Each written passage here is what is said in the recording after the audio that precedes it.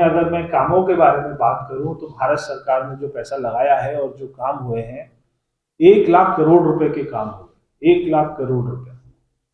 हमें तो केवल बजट मिलता है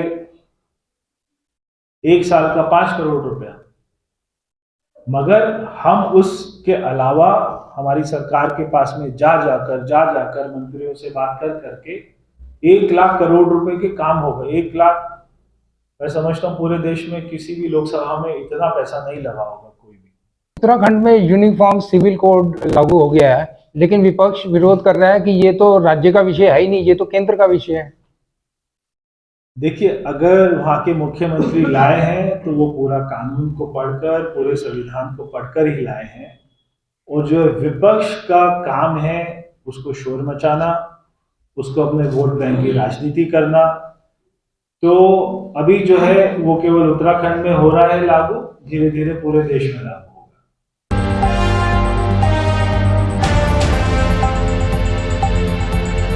आप सभी का आज की प्रेस वार्ता में मैं स्वागत करता हूं। हमारे साथ में हमारे पश्चिमी जिला के अध्यक्ष भाई राजकुमार ग्रोवर जी, हमारे पश्चिमी जिला के मीडिया के संयोजक भाई अमरदीप जी, और उसके साथ वाले जिला के नजफगढ़ जिला के संयोजक मीडिया के भाई पंकज जी। आज की प्रेस वार्ता का जो हमारा विषय है वो है कि जो अभी भारत सरकार ने इंटरिम बजट अपना प्रस्तुत किया है, आप लोगों के माध्यम से, आपके चैनल के माध्यम से सारे आपके श्रोताओं को इसके जो मुख्य बिंदु है उसकी जानकारी मिल जाएगी। पिछले 9.5 वर्षों में हमारी मोदी सरकार ने देश के 25 करोड़ गरीबों को गरीबी रेखा से ऊपर उठाया है, उनको गरीबी से बाहर निकाला है। ये मैं समझता हूं कि हमारी सरकार का बहुत बड़ा एक जो है काम रहा, उपलब्धि रही। देश के गांव में 4 लाख सड़कें बनी हैं पिछले 10 सालों में। पहले तो कोई शहरों की सड़कें नहीं होती थी, मगर आज जो है देश के दूर दराज गांव में, आदिवासी इलाकों में सारी सड़कों का जाल बिछ गया है, और देश के गांव में 4 लाख सड़कें बनी हैं। मैं अगर नेशनल हाईवेज की बात करूं तो पहले 90,000 किलोमीटर से आज 1,46,000 किलोमीटर ये हमारे नेशनल हाईवेज का काम हो चुका है। पहले 2014 से पहले देश में जो एयरपोर्ट की संख्या रहती थी वो केवल 74 थी, 74। आज जो है देश में एयरपोर्ट की संख्या हो गई है 149, तो ये बिल्कुल डबल हो गई है। गैस लाइन की बात करूं तो 10,000 किलोमीटर गैस लाइन अभी तक भारत सरकार डाल चुकी है। पहले जो है मेट्रो केवल 5 सिटीज में होती थी, आज मेट्रो 20 सिटीज में हो गई। और ये हमारी सरकार के 2, 4, 5 ऐसे काम रहे जो इतिहास में लिखे जाएंगे। जैसे अभी भगवान श्री राम का मंदिर का निर्माण हुआ, और उससे पहले 370 की धारा हटी। अभी नारी शक्ति वंदन अधिनियम कि महिलाओं को भी कोटा मिले राजनीति में आने का, चुनाव लड़ने का, सरकार चलाने का, और जो है देश के कानून बनाने का। और इसी के साथ साथ ही हजारों ऐसे कानून हैं जिनको हमारी सरकार ने हटाया है। बहुत सारे ऐसे अंग्रेजों के चले कानून आ रहे थे, आज उनकी जरूरत नहीं थी, तो वो उनकी स्टडी करके एक एक के अंदर जाकर, और अगर किसी कानून को बदलना पड़ा तो उसको बदला, और अगर किसी कानून की जरूरत नहीं थी तो उसको पूरी तरीके से हटा दिया। देश में 11 करोड़ टॉयलेट्स का निर्माण हुआ। 11 करोड़ की संख्या, ये आप कोई अपना छोटी संख्या नहीं है। देश में एलईडी बल्ब का एक इतना चमत्कारी काम हुआ है कि हमने अपने इलाके में भी, अपनी लोकसभा में भी 3 लाख से ज्यादा लाइटों में एलईडी लाइट को हमने उसको कन्वर्ट किया। तो उसको एलईडी लाइट को कन्वर्ट करने से क्या होता है, एक तो बिजली का बिल बहुत सारा बचता है, सरकार की बचत होती है, और जो हमारा राजस्व है तो उसमें वृद्धि होती है। तो ऐसे 20,000 करोड़, ये सारे एलईडी बल्ब लगाने से सरकार के 20,000 करोड़ रुपया बचे। ये एक अपना बहुत ही महत्वपूर्ण बात है। और इसी के साथ साथ हम देखते हैं कि जन औषधि केंद्र खुले हुए हैं आपके मोहल्लों में भी, और जो दिल्ली में भी मैं देखता हूं हर विधानसभा में, हर वार्ड में खुला हुआ है। और हर आदमी चाहता है कि उसके इलाके में जन औषधि केंद्र बने।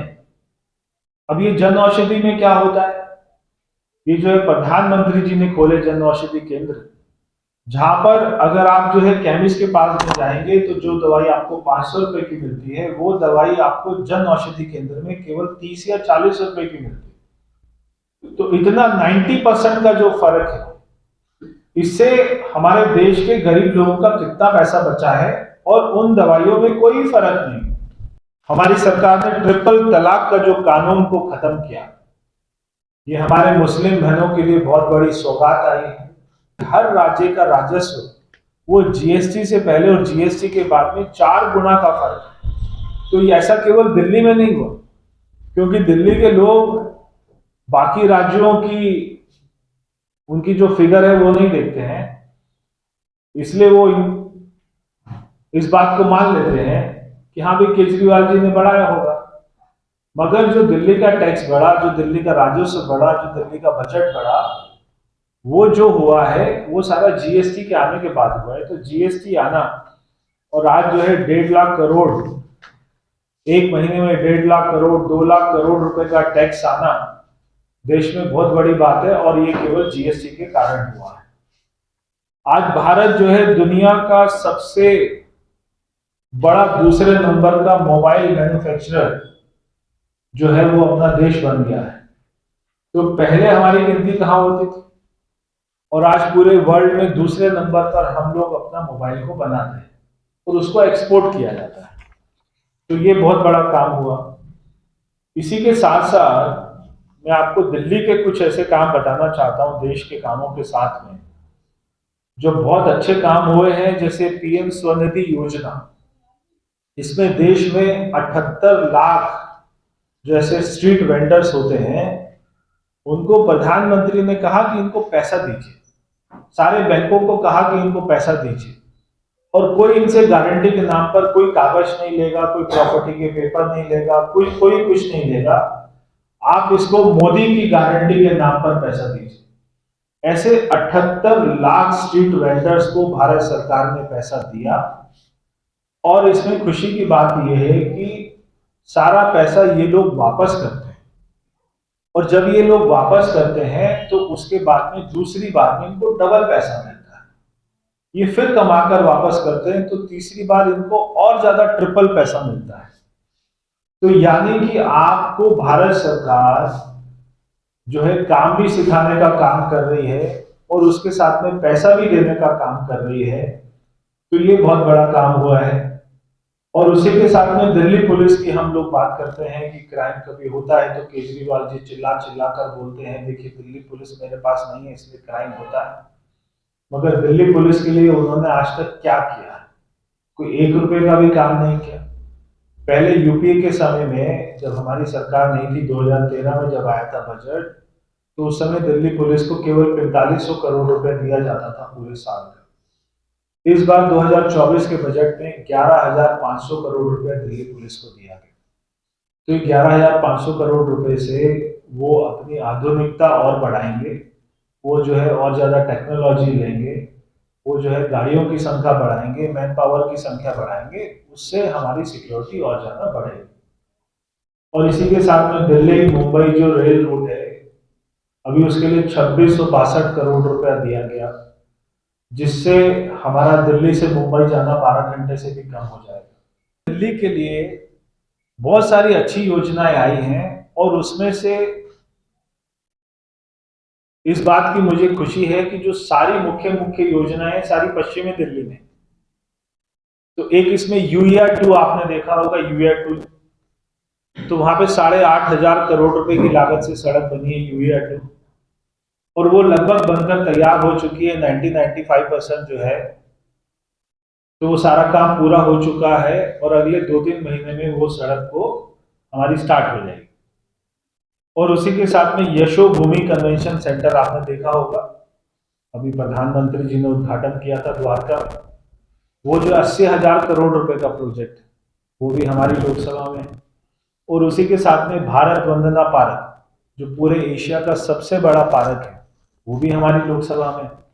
तो हमारी लोकसभा में अगर मैं कामों के बारे में बात करूं तो भारत सरकार ने जो पैसा लगाया है और जो काम हुए हैं, 1 लाख करोड़ रुपए के काम हुए, 1 लाख करोड़ रुपए। हमें तो केवल बजट मिलता है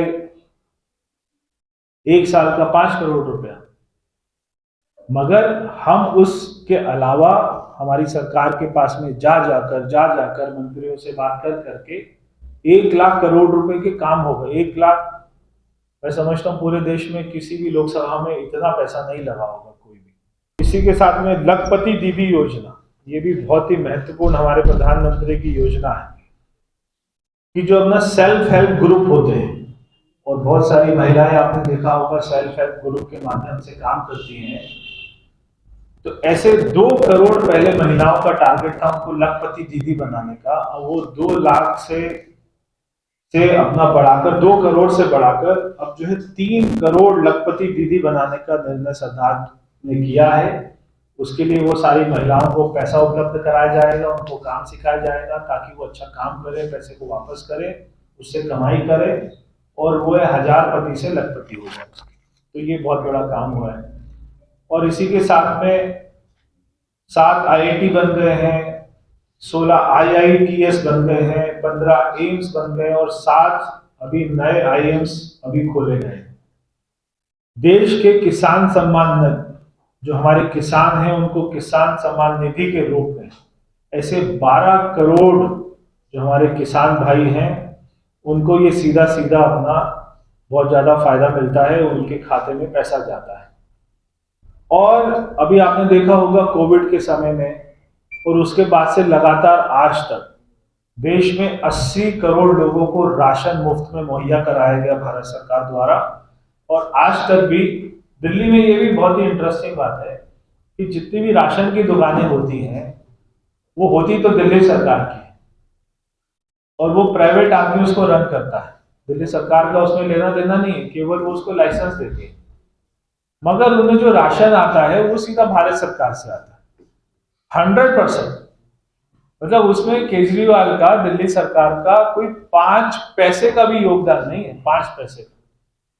जितना भी राशन दिल्ली के गरीबों को, देश के गरीबों को मिलता है वो वहां की राज्य सरकार नहीं देती है, वो सीधा सीधा भारत सरकार द्वारा दिया जा रहा है और उसमें 100% पैसा वो भारत सरकार द्वारा ही खर्च हो रहा है, राज्य सरकार का उसमें कोई भी योगदान नहीं है। इसी के साथ में आयुष्मान, अब ये योजना दिल्ली में तो नहीं है आयुष्मान योजना, इसलिए आपको नहीं पता कि भाई आयुष्मान योजना है क्या। आयुष्मान योजना है कि कोई भी गरीब का 5 लाख रुपए तक का किसी प्राइवेट हॉस्पिटल में भी इलाज हो सकता है, जो कि दिल्ली में नहीं होता है, बाकी पूरे देश में होता है। तो पहले इसमें आशा वर्कर्स नहीं होते थे, आंगनवाड़ी वर्कर्स नहीं होते थे, अभी उनको भी इसमें कवर दिया गया है, मगर दिल्ली में नहीं दिया गया क्योंकि केजरीवाल ने इसको यहाँ पे दिल्ली में लागू नहीं किया है। यानी आप सबको भी और आपके मोहल्ले में रहने वाले या हजारों लाखों गरीब जो रहते हैं तो उनको कोई भी लाभ नहीं आयुष्मान योजना। तो इनके मोहल्ला क्लिनिक में क्या हो रहा है हम सब देख रहे हैं, कितना घोटाला हो रहा है। और इनके सरकारी हॉस्पिटल की क्या सुविधा है, आप भी तो जाते रहते होंगे, मगर आप भी कभी कोई ना भगवान ना करे बीमार हो, कोई भी मोहल्ला क्लिनिक नहीं जाए। तो इसी के साथ ही अभी PM आवास योजना, तो इसमें भी अभी जो है 30 करोड़ महिलाओं को अपना पैसा दिया गया है। और ये सारी बात मैंने आपको रखी है, ये हमारे बजट की मुख्य बातें थी। उत्तराखंड में यूनिफॉर्म सिविल कोड लागू हो गया है, लेकिन विपक्ष विरोध कर रहा है कि ये तो राज्य का विषय है ही नहीं, ये तो केंद्र का विषय है। देखिए, अगर वहाँ के मुख्यमंत्री लाए हैं तो वो पूरा कानून को पढ़कर, पूरे संविधान को पढ़कर ही लाए हैं। और जो विपक्ष का काम है उसको शोर मचाना, उसको अपने वोट बैंक की राजनीति करना, तो अभी जो है वो केवल उत्तराखंड में हो रहा है लागू, धीरे धीरे पूरे देश में लागू।